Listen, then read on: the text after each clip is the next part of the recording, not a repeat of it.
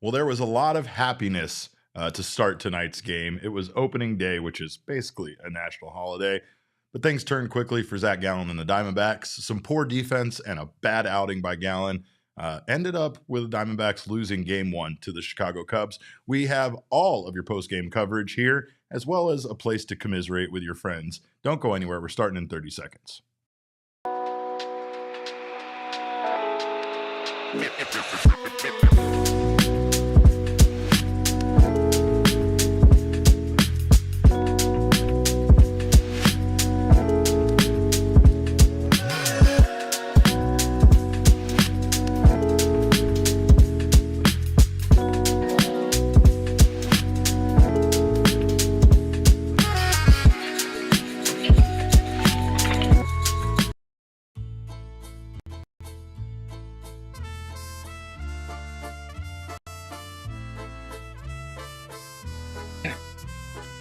Ski and welcome into Studio K, presented by our friends at Circle K.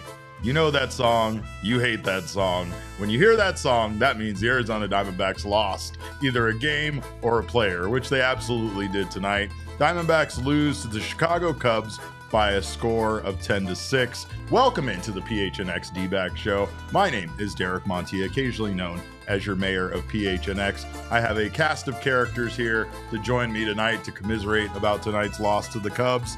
And it sucks. It sucks. I'll start off by saying that. I'll also start off by saying the PHNX Diamondbacks show is presented by Bet365 and Game Time. Download the Bet365 app today and use code PHNX365 and sign up with $20 for your first purchase with Game Time with code PHNX. Go check out all of that stuff.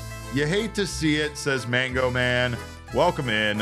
Chris the Grouch says, hello. Still was a fun day despite the loss. Got to see my friends. I agree with that. I have a lot of friends at Chase Field, and it was so great to see so many people out there. Wasn't great, however, to see Gallen struggle the way he did on the mound there in the second inning. It also wasn't great to see the Diamondbacks not play what they consider to be their brand of baseball. The Diamondbacks made far too many mistakes tonight. Their offense wasn't great, but let's be honest, when you score 6 runs, you expect to win a baseball game, and the Diamondbacks definitely didn't do that tonight. They lose by a score of 10-6. Great to see all of you guys here. Everybody, especially people here that are ready to overreact to one single loss of a 162 game season. You people are my favorites. The ones who are ready to wrap it up and turn that place over there into a parking lot after one loss to the Cubs. You guys, you hold a special place in my heart. But tonight was one of those nights, right? We are used to seeing the Arizona Diamondbacks play a certain brand of baseball, and they didn't do that. I'm joined, by the way, tonight by my producer on the ones and twos, Redbeard himself, Captain Redbeard, excuse me. From one captain, a captain of cavemen to a captain of Redbeard. Welcome in, Kyle. Glad to have you here with me. I appreciate you staying up late to do this thing that you probably don't want to do. Thanks for having me, Derek. Yeah. Unfortunately, not the result we wanted, but no. Happy to be here. Nope, not the result. 49,070 in attendance at Chase Field. It was the second biggest opening day crowd in franchise history. So a lot of people were out there. There were a lot of Cubs fans in attendance, a lot of Diamondbacks fans in attendance. And unfortunately, this one was pretty much about the Cubs not making the amount of mistakes that the Diamondbacks did. There was some terrible mistakes made by the Diamondbacks in the 5th inning that probably were the big reason why they ended up losing today, at least losing by a score of 10-6. Perhaps the game could have stayed closer. But here is what Torey Lovullo had to say after the game on the team committing too many mistakes. I think the theme of the night was that we made too many mistakes and they turned into stressors. Too many stressors on this team at one time. It's a lot to overcome. And I can basically tell you what some of them are. They're very obvious to you guys, the plays that weren't made defensively. But inside of the game, the way that we look at it, there were a few others that we got to really tighten up. They're identifiable things. They're things that we talk about often, that we practice often, that we compare and contrast. When it's done right, it saves innings and saves pitches. When it's done wrong, it makes innings linger, and you can potentially give up big crooked numbers. Throw in the fact that I don't think Zach really got into a rhythm. It was an uncustomary outing for him. We ended up walking 6 or 7 batters a day, gave up 12 hits. It's 18 base runners. That's just there's a lot of things that we got to tighten up. And yeah, I mean, that's what we saw tonight. What we saw were mistakes, especially with 2 outs, or big hits with 2 outs, leading to innings being extended, leading to pitchers pitching far more than you want to see them pitch in a single inning. And also led to Zac Gallen's night being far too short. Gallen just had himself a terrible second inning. He never really seemed in sync. He couldn't find the strike zone for a stretch. I think he threw 11 straight balls, and it should have been 13 or 14, but the umpire kind of let him off the hook there. He did throw 29 pitches in that second inning and only 12 for strikes. So you saw Gallen just kind of lose control there, and he got it back on track. It was just too much damage there done in that inning. He gave up 2 walks, 2 hits, which include a double to Ian Happ, who was a thorn in his side all night. He gave up a single to Tucker, and 3 RBIs. So and Ian Happ against Gallen tonight was 2 for 3 with a double, a home run, and 3 RBI himself. So Gallen really just didn't have it tonight. He ends up going 4 innings. He gave up 4 hits, allowed 4 earned runs, 4 walks with 4 strikeouts. 4 score and 7 years ago. Gallen admitted that he didn't have, his best stuff tonight. And I think that, again, he discussed his delivery being too fast. We have here more from Gallen on let's start off with first his performance tonight. Probably first inning was fine. And then just maybe working a little bit too fast there in the second. Just having trouble executing really. That's what it came down to. But yeah, it was a tough time getting in the rhythm. But it's the first one of the year, so we got 30 more. But yeah. I think that was a bit of the key tonight, is that, of course, this is just one loss. They don't really feel like things were like that. The team was at their best tonight. However, it's definitely it's going to cause people to question Torey Lovullo at the end of the day, is really what it comes down to. We all know that Torey had a chance to go with Corbin Burnes on opening day, and instead he chose Zac Gallen. And now, after this outing went the way it did, I'm sure there's a lot of people that are questioning, second-guessing Torey Lovullo, and maybe rightfully so, right? Maybe that was not the best call.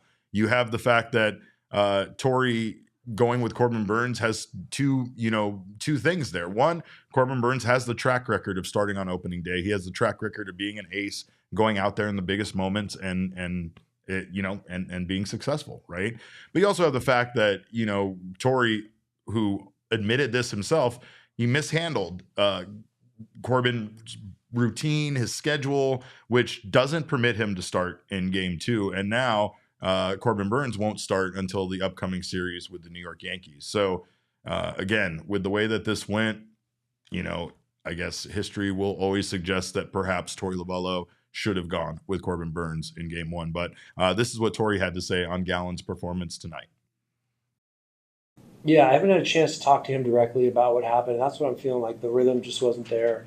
He's got as good of a down fastball with carry as anybody in the league. So I think maybe the carry wasn't there, and there might have been a little bit of a yank. It looked like it was just falling off the plate a tiny bit.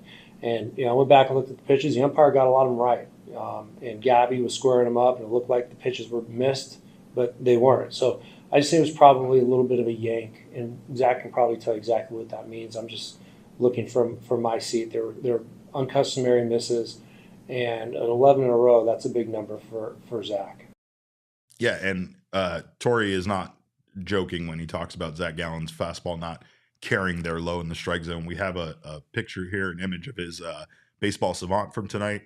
I mean, you can see here how all over the place Zac Gallen was in this game. And Ryan Nelson, he struggled a little bit with command, but by comparison, Zac Gallen was completely out of the strike zone. He wasn't throwing competitive pitches. He wasn't fooling batters, frankly. So, that this especially there in that second inning, he did seem to get things back on track, and he did discuss his delivery being too fast. This is what Zach had to say about that. I mean, just from a delivery standpoint, I just feel like I was working a little bit too fast. Having trouble just kind of, syncing everything up. But yeah, kind of where I felt after the first. it's opening day, right? It's easy to get excited. It's easy to do these things, to make these mistakes, right? And so we'll see. I think that one thing Zac Gallen has proven in his time as an Arizona Diamondback is how consistent he is. So I think Gallen will settle down. I think we'll see him perform better, and I also think that while I do want to be the voice of reason in the room, despite the fact that that's not normally my job. Yes, while it is just one loss, we know how much each and every win and loss mattered last year. So, of course, we want to, not take it too seriously as fans. We want to not lose sleep tonight over this. But, of course, you do want to see your team come out and have a good showing on day one. Gallen said that there are no excuses for tonight's game. In fact, here he is saying that exact thing. Yeah, I mean, I don't know. I don't think there's any excuses not to come out,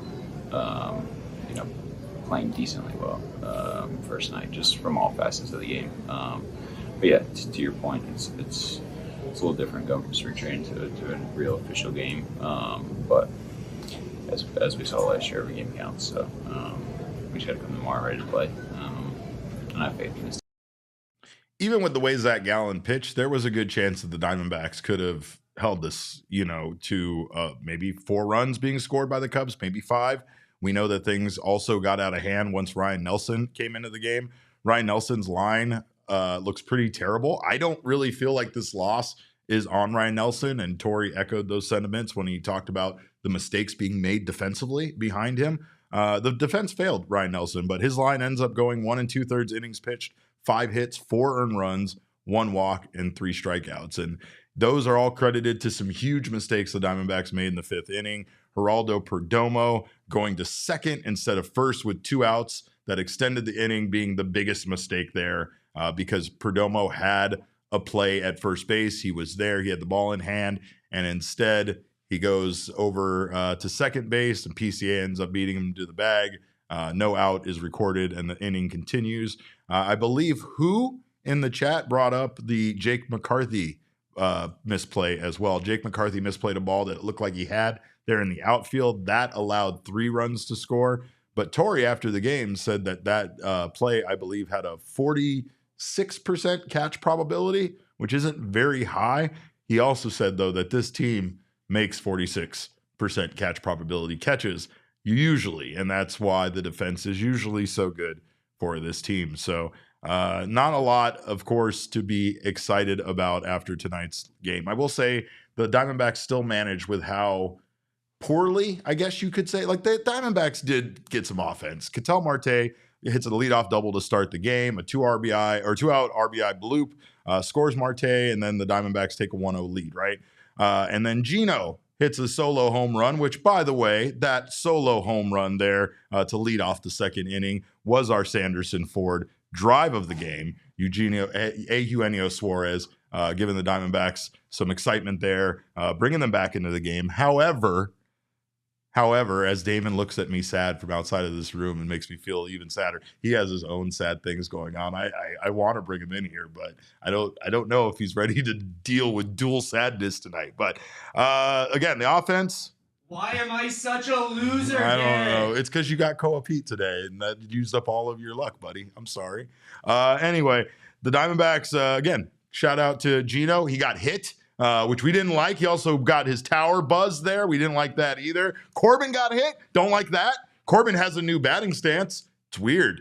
It's incredibly different. I mean, when you talk about the comparison they showed there during the broadcast of what his stance used to look like from last year to this year, it's very radical, very, very new. But again, the Diamondbacks went cold there for stretches, and they weren't really able to do much. They loaded the bases in the 6th. They get 2 back on some sac flies, but they couldn't get the big hit. They're still able to generate 6 runs. And like I said, this team is a team that believes if they can score 6 runs in the game, they should have a chance to win it. So bullpen, again, not great, but the bright side was Jalen Beeks, who the Diamondbacks just added to their roster. He looked outstanding tonight. He went an inning and 2/3. He gave up 0 hits, 0 runs, no walks, and struck out 1.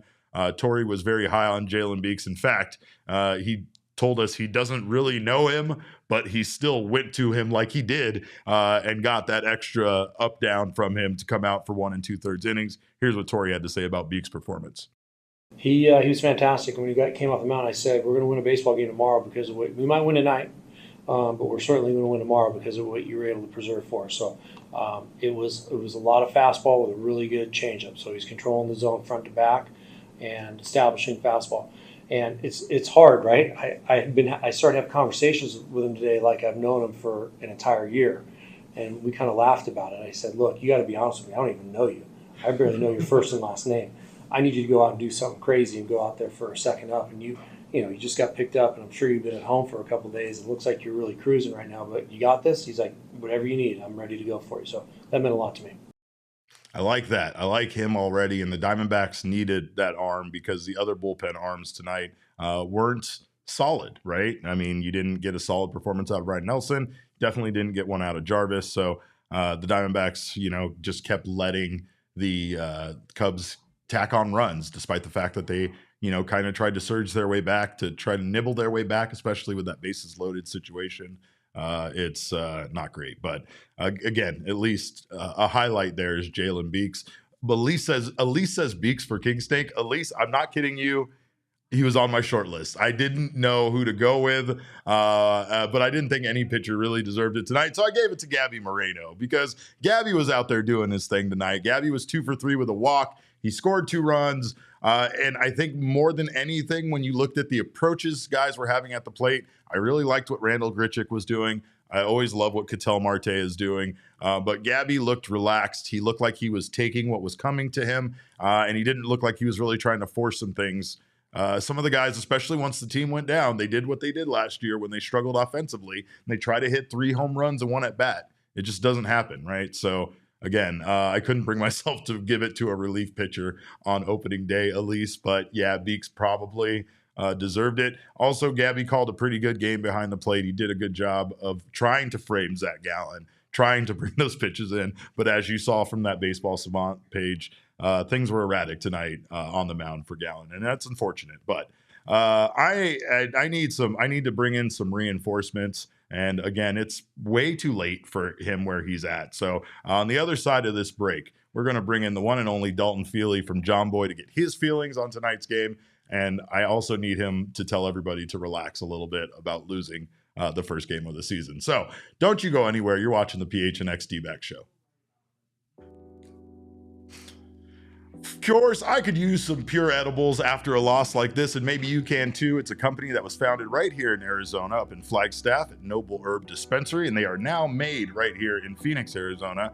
Pure gummies are not covered in sugar like all their competitors, but they do make a fine gummy, a kick, which is their version of Starburst, chews, and hard candies. So you can look to Pure Effects for clearly listed effects on each tin, so you know exactly what to expect when you take them. You can have, again, a mood improvement. They can help with sleep. They can help with lots of different things. They're designed to be ripped in half or bit in half, making them easily shareable.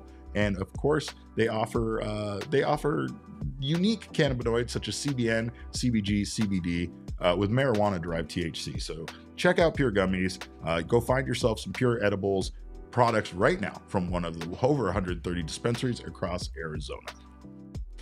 And of course, whatever the moment, it's never ordinary at Bet365. Bet365 has 90 million users worldwide, and it is back for baseball, folks. I love when we can bet on Bet365 because they have the MLB early payout offer. With the Bet365 early payout offer on MLB, you're a winner if your team goes up by 5 runs or more with an instant payout on straight bets and parlay selections, regardless of the outcome of the game. Tonight, we were hoping for maybe a little bit of a comeback here from the Diamondbacks, right? I mean, maybe if you bet on the Cubs, Diamondbacks come back, you still win. So make sure to check out that early payout offer. New customers can get $150 in bonus bets when you bet $5, win or lose. Sign up right now. Use that code of PHNX365 when you do. Deposit $10 and place a bet for $5 to receive $150 in bonus bets if your bet wins or loses. Bonus bets can be used on the spread, totals, player props, futures, and more. Whatever the moment, it's never ordinary at Bet365. Must be 21 or over and physically located in Arizona. If you or someone you know has a gambling problem and wants help, call 1-800-NEXT-STEP, text NEXT STEP to 53342, or visit problemgambling.az.gov. All right. Well, I've made him stay awake, and there he is. I made him wait too long. It's the one and only Dalton Feely. Dalton, thank you for joining, my friend. I wish it was under better circumstances. I know how much you love to see your Snakes win, but what were your thoughts on tonight's loss, especially with Zac Gallen not really having a strong outing tonight? It's our Snakes, Derek. It is our Snakes. It is our Snakes. Snakes. Everyone's Snakes. I know. Man, where do I begin? I think it's time to move on to 2026. It's over. It's something I would say if I believed it. All right. See you later, Dalton. I'm ready to go to bed. No. No, but in all seriousness, it started great. 1-0. Josh Naylor makes his debut in the desert, gets a big 2-out knock, gives the Snakes a lead. And if the game stopped right there, I think it's a much better night for a majority of us. It would have been a good time. Yeah, it would have been a good time. Would have been a great time. It's game one, folks. I'm not super worried yet. And I do want to give a little credit to the Cubs first and foremost. They kind of give me a little 2023 chaos Diamondback vibes, especially with Horner, PCA, and Shaw.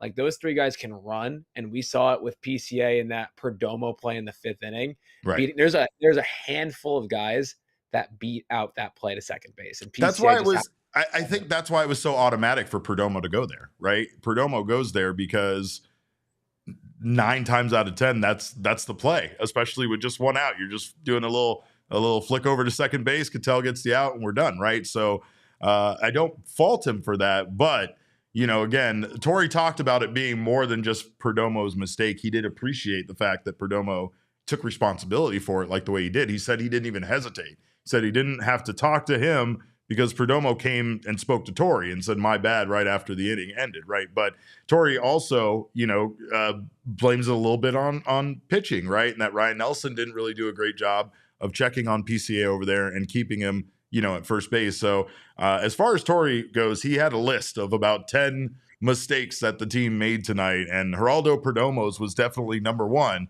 And Jake McCarthy's was at the bottom of the list, but Geraldo's was up there.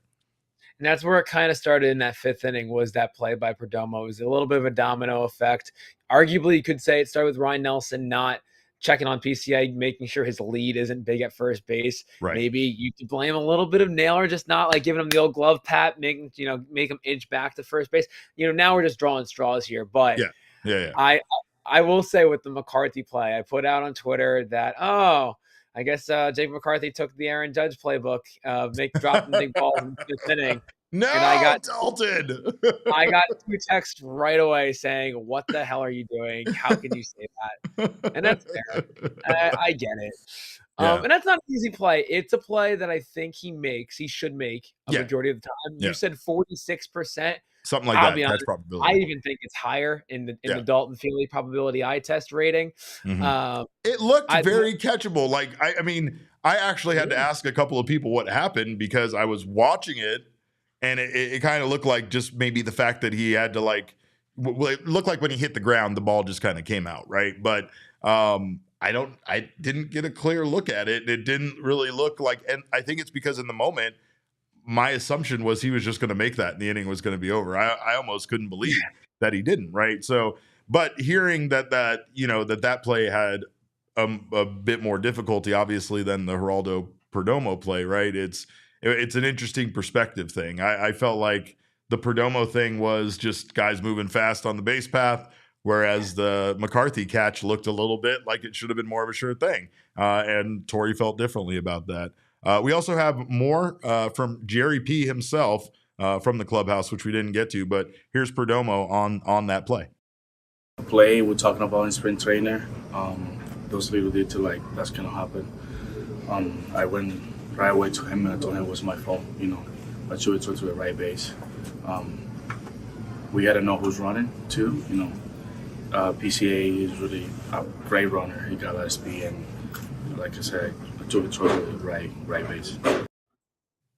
So again, there's just further, confirmation of him accepting responsibility for it. But it's in a 10-6 game. It's wild that play ended up being so critical.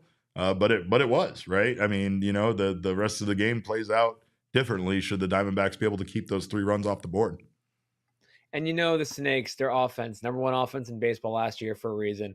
There is no way they were going to be held to 2 or 3 runs in that game. Yeah. They got the steal. They could have put a little bit more on steal earlier in the game. They didn't quite have that big hit, and then they had the inning where they had 2 sac flies, bases loaded, no outs. They never really had that big hit. And I even texted you towards the end of the game, like, this game is not going to end 8-5. There's no way it's 8-5. You were like, this is going to be an 8-7 game.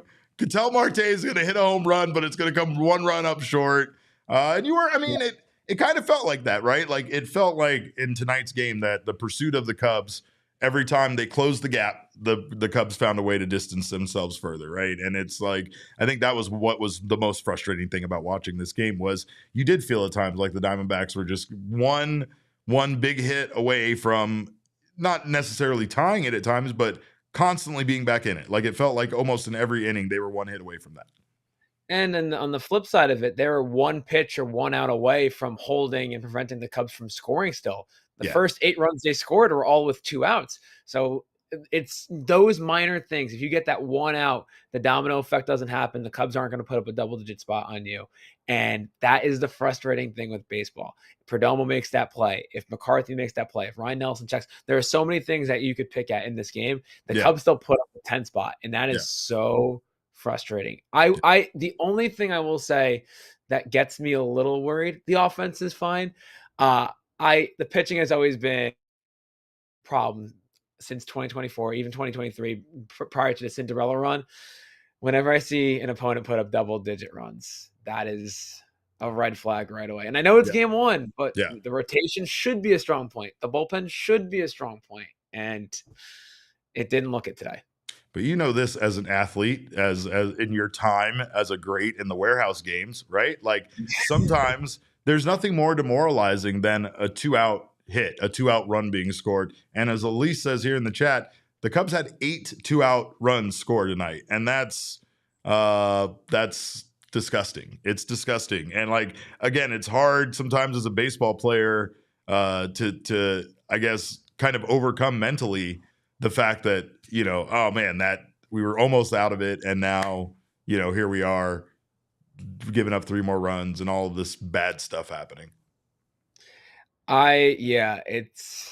I'm erasing it. We're going 161-1. All right. That's my new thought process. You're taking the day 1 mentality approach. Do you have any concerns with Zac Gallen? And I guess going back to my question, people questioning Torey, they're going to do that all year. They already want him fired. They want to know, obviously now you could say, like, Corbin Burnes should have started, right? Like, in hindsight, we'll never know what a Corbin Burnes start in 2025 on opening day would look like because that's come and gone, right? But it's going to be easy for people to say Corbin Burnes should have started here on opening day. What was your thought about that when you did see that Zac Gallen got the nod? I was totally cool with Zac Gallen getting a nod. I think it was more of a respecting than anything else. Correct. Gallen and Corbin, in my opinion, are very similar caliber pitchers. I do believe Corbin Burnes is the better pitcher, and he does have the accolades to stand for it. Mm-hmm. That said, I give Torey a little bit more flack in terms of how he handled the Burnes timeline, pushing him now back with him being cyclical. That's my bigger issue, because it would have been nice to see Corbin have his first game in Chase Field, start game 2 right after Gallen, get him a little bit more acclimated with the desert in Chase Field and whatnot. Instead, with making this decision very late in the process, it now pushes him to game 5. He's going to be starting in Yankee Stadium, which I will say not that upset about, because I will be seeing him in person, which is going to be kind of fun. You selfish man. I'm being a little selfish. I'm sorry. I don't get to see my snakes that much out here. We're in a selfish period of time. We're allowed to be selfish. Everybody's being selfish. It's fun. But yeah, I don't blame Torey with starting Gallen. I think it's more of the result driven. After he gives up 4 runs in 4 innings and doesn't look great, that's where we're going to swing. If he goes 7 innings, 1 run, and they win this game, everyone's going to say Torey's a genius. What a great choice to start Gallen over the $210 million man. Yeah. So I don't hate the choice. I just think my bigger gripe is with how he handled Corbin Burnes' scheduling. I want to say this on a personal note, and I hate the fact that it's hard not to. It's hard as a.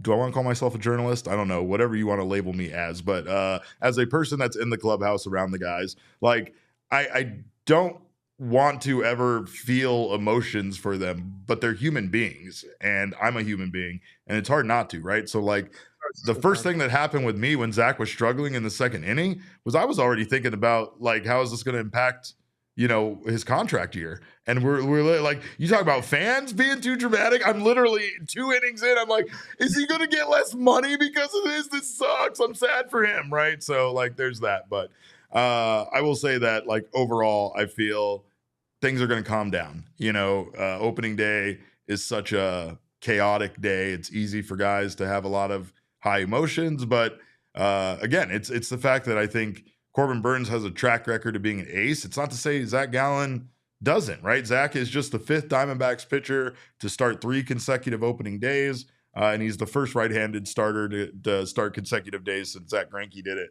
back in 16 and 17, right? So like, you know, Zac earned this, and it's not just because this is his potentially the end of his time with the Diamondbacks. I can understand how maybe a little of that went into the decision, and also the fact that he has been the man here. I'm sure Corbin Burnes was probably amicable to not starting on opening day over Zac Gallen, and probably was okay with stepping aside for it. It's just, again, it's going to be a narrative, and until the Diamondbacks figure out a way to win games and start winning games, right, there's going to be at least a thought in people's minds about how this season might have started differently if Corbin Burnes was on the mound today. I will say with Gallen, I think the biggest scare, there is not much concern I have from this game as an overall standpoint for the Diamondbacks in 2025. I guess my like orange flag, not my red flag, but my orange flag is Zac Gallen with that fastball. He was in the zone of 43 four-seam fastballs he threw. He was in the zone 35% of the time. It's crazy. I've never seen him like that. I've really never seen him like that, unless he was like medical problem, like a cramp or something, like when he was cramping last year. Right, or he had the hamstring issue where it was like physically limiting his ability to pitch. Right. It was not to say it was the yips, but like there were some misses where he's missing inside to the right-handed batters, and he was just missing that zone. And Dean Bellino was not calling that pitch. He wasn't calling that side of the zone, and that's fine because those weren't over the plate. But then there are pitches that he was just missing high, and I don't know if that was a mechanical thing. He was releasing too early. You're talking about him speeding up his movement in his windup. Something wasn't right with his fastball, and hopefully that gets fixed because he had that problem late in last year too. Let's take a look. We showed it earlier, but his Baseball Savant, page here kind of tells the tale about how all over the place he was. Like, I have not seen a pitch chart like this from Zac Gallen. Honestly, maybe ever, like where he was throwing so many uncompetitive pitches. His knuckle curve is basically irrelevant if he's not able to land his four seam or his changeup in the zone, right? So it's like you can see that. I mean, he was throwing the knuckle curve, but he wasn't having much success with it. And man, some of those misses, they're pretty bad. Yeah, and I'm trying to think if my sequencing was right with the Hap double to give the Cubs the lead. Yeah, this is the second inning where his fastball is struggling. The first pitch he throws to Hap is the knuckle curve because that was the only pitch he really had a feel for. Yeah, and Hap's early on it. He's sitting on it and he yanks it foul. He gives him another couple fastballs, not close, sets him behind the count, has to throw over that knuckle curve again. Hap's sitting on it again for a second time, hits the ball down the right field line for a double.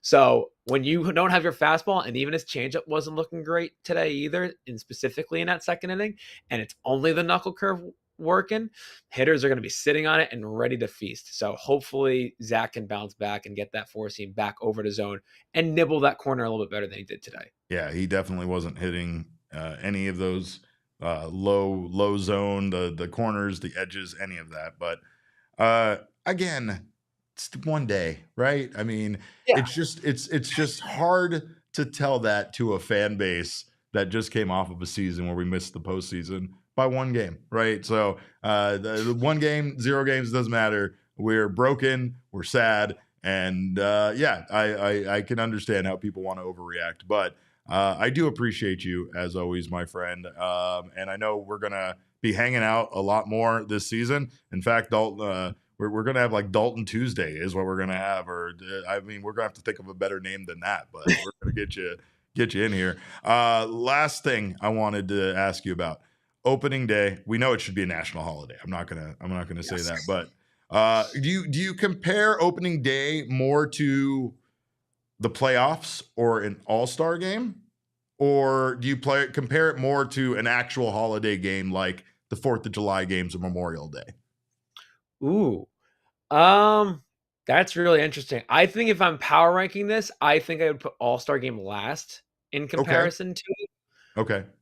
I think it's a playoff. Like, it gives me playoff vibes because like it's a game you really want to win. You set the tone of your season. Yeah. Like, you're excited, you're back. It's like, okay, we're here. It's game time. It's not spring training anymore. Let's go.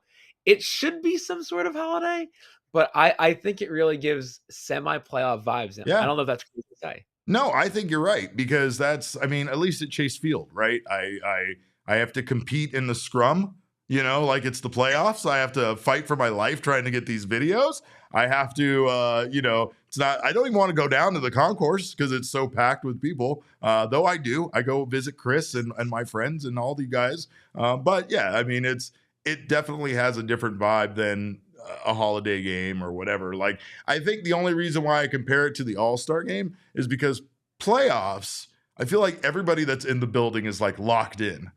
But an All-Star game, people are just there to be there because of the vibes and the situation, right? So it's like sometimes on opening day, it does feel like it's a little 50-50 mix of people dialed in and the people there for the vibes. But I always bring you here for the vibes, my friend. So thank you again for your takes, and I appreciate you stopping by. Can you tell everybody? I know you're at DFeely14 on Twitter. Is there any place else you want people to find you? If you want to go to the IG, it's just my name, Dalton Feely. Why not? John Boy Media, talking baseball. We're not just talking snakes, though. We should talk snakes a little bit more. That's just me. I'll get my influence in there a little bit. Yeah, you got to get it out there. But yeah, I love talking ball with you guys. I love talking snakes. Always appreciate you guys having me on. So thank you, sir. much. I appreciate you stopping by. Like I said, I know it's extremely late for you, but you're the best. And we'll get this back on track tomorrow. 1-1 tomorrow. All right, man. I'll see you. Thank you again for stopping by. All right. Well, make sure to go not only follow Dalton, but make sure to check out his incredible career once again as an athlete in the warehouse games, because I think I've seen more Dalton Feely highlight reels than I've seen of most major league ball players. But appreciate Dalton stopping by. And of course, you guys know we used to dig into the numbers around here. I'm going to take a whack at it myself on the other side of this break. We got a little behind the numbers coming up here shortly on the other side of this quick break. We thank you guys for watching. You're watching the PHNX Dbacks show. I have no idea what's going to happen with the Diamondbacks, but I have less of an idea what's going to happen with the Suns. They are an enigma, but you can go watch them at Spinato's. You don't even have to have a Suns game on. Just go to Spinato's Pizzeria, order yourself any one of their specialty pizzas, and it's going to be a good time. But might even be a better time watching the Suns try to make the playoffs. So check out Spinato's Pizzeria, which is the place for Suns fans to come out and watch. Check out the official watch parties throughout the season, where you can watch the games with the Phoenix Suns, dancers, and my friend Go the Gorilla, which, by the way, I just found out today his name is Go, and we need to have a talk about that. But if you have a decent jump shot, you can enter the Spinato's Pizza Competition, where we play horse on a basketball court. And at Spinato's, of course, they don't spell it that way. They spell it pizza, but play pizza, win free pizza for a year and tickets to the Suns game coming up on April 9th. That's a very important game, so do not miss that. Do not miss your chance to be part of the action. Mark your calendar, Suns fans. The excitement starts at Spinato's. Get all the info on the watch parties and pizza basketball contest at spinatospizzeria.com. Spinato's, the official pizza of the Phoenix Suns. And speaking of official things, we got Game Time, the official ticketing partner of the PHNX Diamondbacks show, the official ticketing partner of Derek Montilla. Because why? It's not only an aesthetically pleasing app, but it is the place for last-minute ticket deals. And if you are a procrastinator like me, you need to go check them out. You can save up to 60% off by buying last-minute tickets to sports, concerts, comedy shows, and more. You can save even more when you just choose a section and let Game Time pick out the tickets for you. The all-in pricing feature, which does not allow for any surprises at checkout. You'll know what your fees, your total cost is going to be. And they even have a new feature called Game Time Picks that, of course, we've been talking about, makes getting tickets even easier. They filter out the fluff to show you only incredible deals on great seats, so you don't have to waste time searching through all of those other tickets. So use Game Time Picks right now, and take the guesswork out of buying tickets with Game Time. Download the Game Time app, create an account, and use code PHNX for $20 off your first purchase. Terms do apply. Again, create an account and redeem code PHNX for $20 off. Download the Game Time app today. Last minute tickets, lowest price guaranteed. Kyle, what time is it? Game time. Yes. Oh, see, he does it better than everybody else. I didn't hit him up. All right, well, let's take a look here at the numbers presented by Desert Financial Credit Union. Of course, they'll always get you a home. That they got me in my home. They can help you get started on your home ownership journey. Wish things were a little bit more friendly at their home for the Diamondbacks tonight, losing to the Cubs by a score of 10-6. They get out hit by the Cubs 12-9. And like Dalton said, man, you got to respect what the Cubs did tonight. They played solid defense. They didn't, I mean, they had a big home run, but they didn't have a lot of extra base hits. Diamondbacks and the Cubs both had 4 extra base hits. But one thing that they did an excellent job of here was taking care of getting those runners in that were in scoring position and creating those opportunities. Diamondbacks were 2 for 10 with runners in scoring position, while the Cubs were 5 for 10. And then here, the expected batting average, you can see the Diamondbacks 331 to the Cubs 274. A stat that's just infuriating, because at times it'll show you what they should have done but didn't do. But overall here, I think the key was that, you know, the Diamondbacks sometimes, in order to win games, need to play nearly perfect baseball. And that's probably cliche to say. That's probably something you could say about every single baseball game that, or baseball team that exists, right? But the Diamondbacks pride themselves on their defense. Tonight, you can see that they hung with the Cubs outside of the final score being a bit of a blowout there of 10-6. I mean, not really a blowout, but, you know, I think anything in baseball above 3 runs, you can consider a blowout. 12 hits, 12-9, runners in scoring position. They had 10 opportunities, just like the Cubs had 10 opportunities. And even, you know, they had the same amount of extra base hits. Both teams had a home run. Really, it came down to those opportunities. It came down to having, you know, runners on when they were able to get some of those big hits, which the Cubs were able to do and the Diamondbacks weren't. And honestly, those mistakes, you saw the Cubs, they had a couple of close plays, right? They had a double play there that they turned on Corbin Carroll and Josh Naylor. It looked like it was going to go bad the entire time, yet they still somehow pulled it off. And it was very reminiscent of something you would see the Diamondbacks do, right? Especially with the speedy Corbin Carroll on base, able to get him. And then Josh Naylor was not even close there. But, you know, they did a great job of turning 2 in that situation. And they just outplayed the Diamondbacks tonight, frankly. They made less mistakes. Honestly, the Diamondbacks should probably have more errors than just, I believe they just had the 1 error, and it did not occur. They did, and it occurred in the first inning, right? So a lot of those mistakes that were made there by the Diamondbacks defensively, they weren't actually errors. So, you know, I don't know. I don't really believe that much, but anyway, going over these numbers, though, you can see that the Diamondbacks offensively were able to hang in there to a degree. Really, at the end of the day, it was just those back-breaking extensions of innings, right? Especially with 2 outs, that just allowed the Cubs to keep putting their thumb on the Diamondbacks tonight, right? But there was still a lot of good vibes out there at Chase Field. And I mean, I know I don't want this to end on a completely negative note. So, you know, I know a lot of you had a good time out there. Charles Woodall Pike, it was great to see you. He brought us donuts to the office like the baby angel that he is. But here's Torey, at least trying to put a little bit of a bow on it tonight and talk about opening night being a little special. It was a great opening night. The fans were here. There was 20. a ton of energy. You just wish you can go out there and play a little bit better game, play Diamondback baseball. And we will. We're going to get there. And we're going to be fine. It's one game. You know, we got to turn the page I want us to feel what we did, and I want us to feel what we did right and wrong, and then come out tomorrow and do what we do best. Torey talked about that yesterday in the final, I guess, spring media availability before we got to opening day.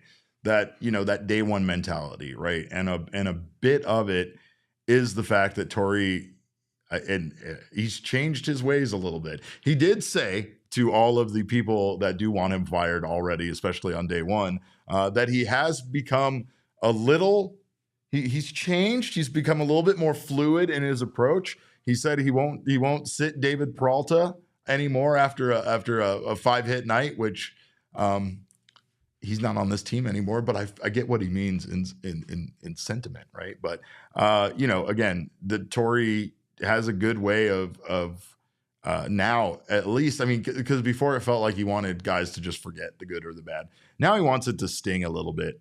And I think that is a bit of what happened last year. Like last year, there was maybe too much of the let's just move on, let's just flush it, let's just forget it. When sometimes you want to not flush it. Sometimes I don't really like this analogy, but you want to smell it some? I don't know. That's probably a bad direction to go with it. But you want it to sting, right? You want to feel it. You want to make sure that you remember, that even the smallest mistake that was made.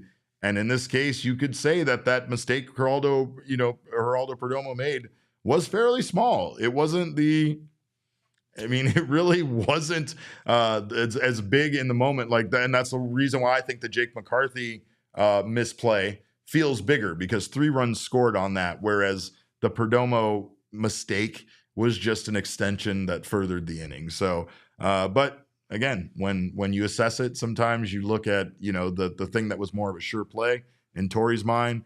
Perdomo making that throw to first base was the sure play. So, I don't know. But I will say this, who's asking what was even that reference? I don't know. Was it the smell reference? It was probably a bad reference, but I don't know. I will say that we got a chance tomorrow to see the Diamondbacks come out here. In fact, they have 4 games with the Cubs, for those of you that may not know that.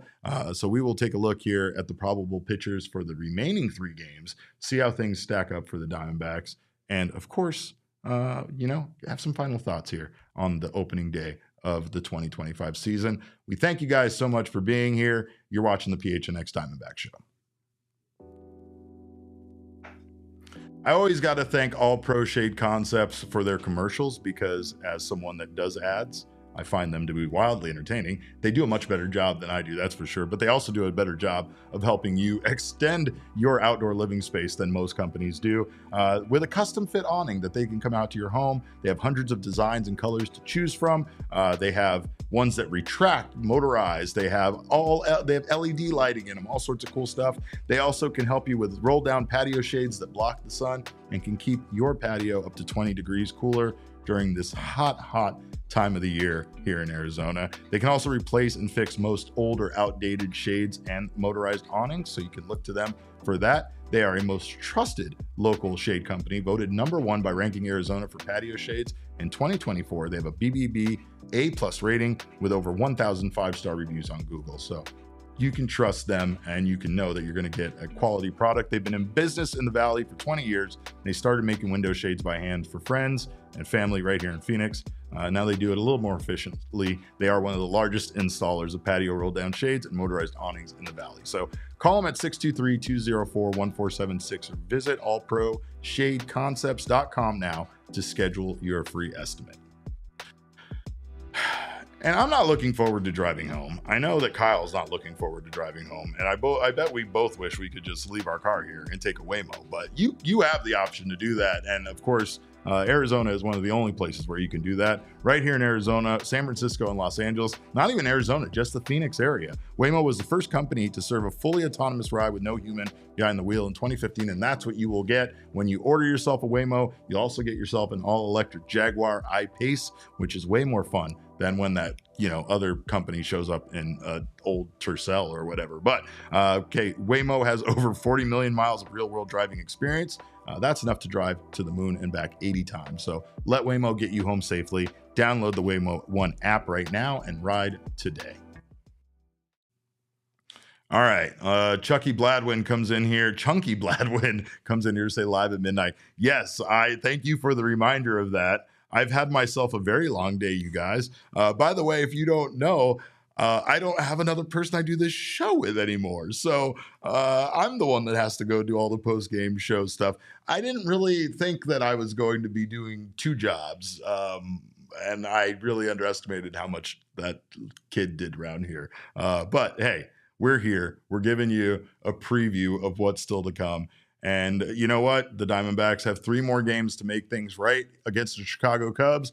They could still come out and win this series. And honestly, credit to the Cubs. They already played 2 games. They had a chance to get swept by the Dodgers already. So they do have their own, they have to save their own season, right? So this is definitely something that is important to them as well. But the Diamondbacks will send Merrill Kelly on to the mound to face off against Jameson Taillon on game 2. Got Brandon Pfaadt versus Mike, aka Shota Imanaga, there in game 3.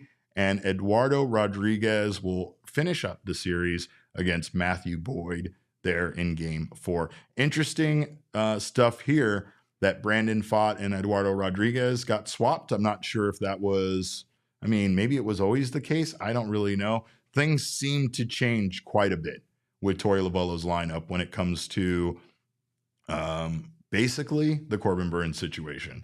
And I will go back and I just want to echo there what I said earlier and echo what Dalton said. I think overall, you can question a lot of things, especially about, Torey Lovullo going with Zac Gallen or Corbin Burnes on day 1 and making this decision. But I think ultimately the biggest mistake here that was made was not understanding, your brand new players' routine and their schedule and not being able to get them out there for game 2. Now, one Father Overlord Jacob is here in the chat, and he said mainstay W tomorrow.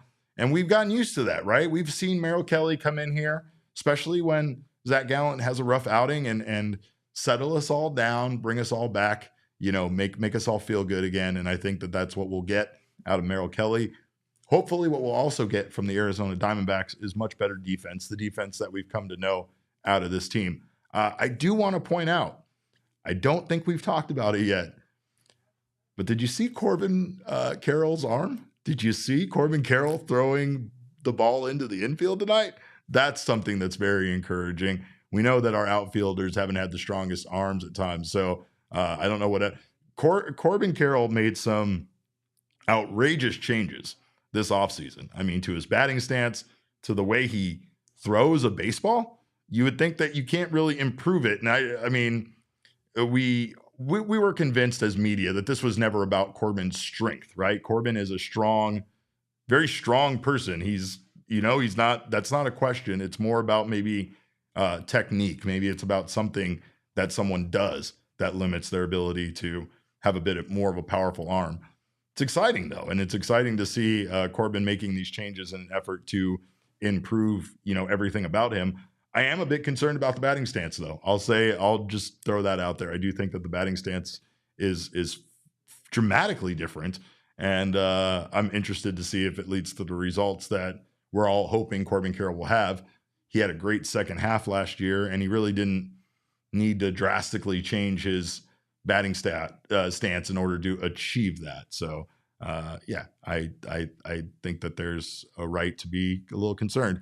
I know Damon's sad, Kyle, but can we see if we can get Damon in here? Because I don't, we bark. We're all Damon's dogs. I want to console him a little bit. I know some of you are sad. I know it's game 1. Damon, get in here. Get in here. It's 12:10 at night. I'm not ready to sit here and struggle through being sad all by myself. And I know you have plenty to be sad about, but I want you to come in here. I want you to grab a chair. Or you want to come over here? Yeah, just come on over here. Wheel yourself in, bud. You guys had a good run. You guys had a fun time. You did like 4 shows today. He'll get in here eventually. Come on, pal. Here, I'm gonna get this one. Mic check 1 2 1 2. What do you want to talk about, Derek? I want to talk about losing game 1 of 162, and I know you're sad about it. I know you're also sad about some other things that happened with your basketball team, but it's nothing good in my life. Nothing in my life to smile about. No, no, not even Co-op. I mean, it's the only thing that's keeping me like alive, right? Breathing now. Yeah, I think is a good way of putting it. It's give me a reason to live, and that's the reason to live. Yeah. Overall, though, Diamondbacks. I mean, do you overreact too much to Gallen having a bad outing here on day one? That's actually the only overreaction I had about day one. Actually, is it? Really? I'm not joking. Yeah, I told Kevin, I was like, guy can't throw a strike to save his life. I just checked the box score. I saw that he threw 40 balls. Yeah, and I was like, oh, unbelievable. I guess we got last year's Gallen. It's 40 balls, so over. 4 innings, 4 earned runs. Okay. 4 hits, 4 walks, 4 strikeouts. Mm-hmm. Yeah. No, not great. Not great at all, Derek. An ERA of 9. It's a contract year, Zach.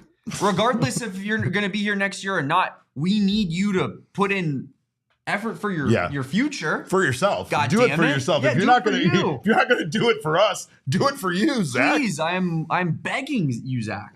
Your family is begging you. But Derek, why don't you explain what happened to me? Explain, because I didn't get to see like what happened in the game. So I want you to explain baseball to Damon. Basically, then this should be a new segment, right? Yeah. Explain baseball to Damon. Yeah, because I'm an idiot. I know we have some new friends on Twitter that have joined us that want to have baseball. I have explained been, to Mango, man. It's been emotional. We didn't play sharp.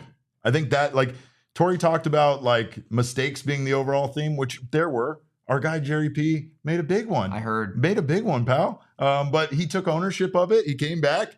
He accepted just a disaster. It was just an overall disaster. Well, I'm saying like what a disaster for me. If Koa Pete had committed to ASU, I don't know that you could have culminated a worse sports day. Yeah. For me. Yeah, this would have been. Thank God. Might have been the end. Grace. People are like, we lost because of Perdomo and his incompetence, and I'm sitting here like, well, that's great. At least Duke killed us. Yeah. I don't know, Derek. Yeah, rough. See, and this comes back to the playoff thing from last year, right? I still you don't feel good right now just because they made it to the Sweet 16, do you? No. I've notoriously said that Sweet 16s do not make me feel good. Right. Yeah.